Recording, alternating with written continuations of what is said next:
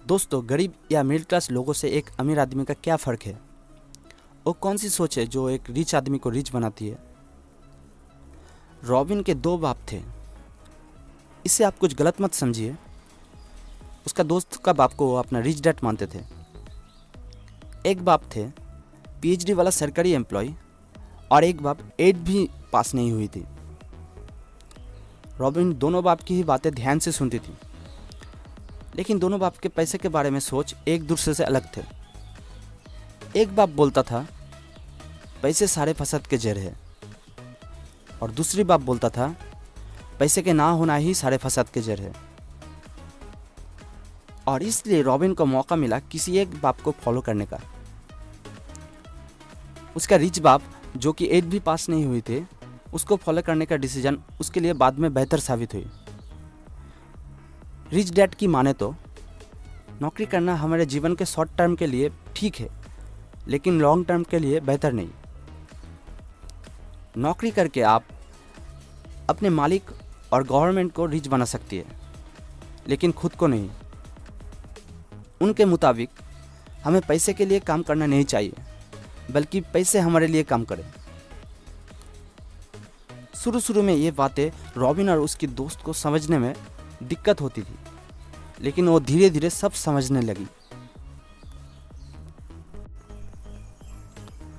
Rich dad ने ऐसे बहुत ही सजेशन दिए रॉबिन और उसकी दोस्त को, लेकिन सबसे अच्छा जो सजेशन था वो है एसेट और लायबिलिटी के बारे में।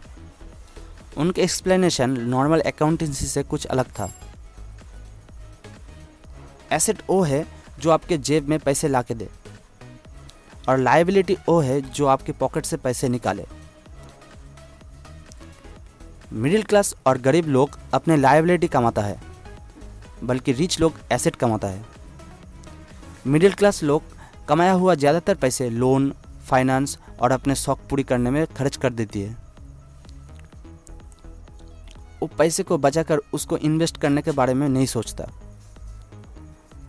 लेकिन रिच लोग अपना कमाया हुआ पैसा mutual fund, stock market, business और कई तरह की प्लेटफॉर्म में इन्वेस्ट करता है, जिसे उसकी और भी पैसे आए।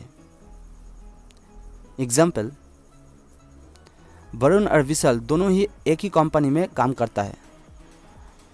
वरुण जो सैलरी पाता है उसे वो अपने घर को नए बनाने में, बाइक खरीदने में और पार्टी करने में खर्च कर देती है। लेकिन विशाल अपने सैलरी को पहले स्टॉक मार्केट, रियल एस्टेट या फिर म्यूचुअल फंड में इन्वेस्ट करता है। इस तरह वो अपने सैलरी से और भी पैसे कमाता जाता है, और उससे वो बाद में बाइक खरीदती है। वरुण बाद में खुद को कोसती है और भी गरीब होती जाती है। लेकिन विशाल अपने पैसे को स्मार्टली और लिमिट में यूज़ करके अमीर होता जाता है। दोस्तों, ये सभी बातें मैं rich dad poor dad book में से ली है। ये बुक आपके फाइनेंशियल ग्रोथ के लिए बहुत ही अच्छा साबित होगा।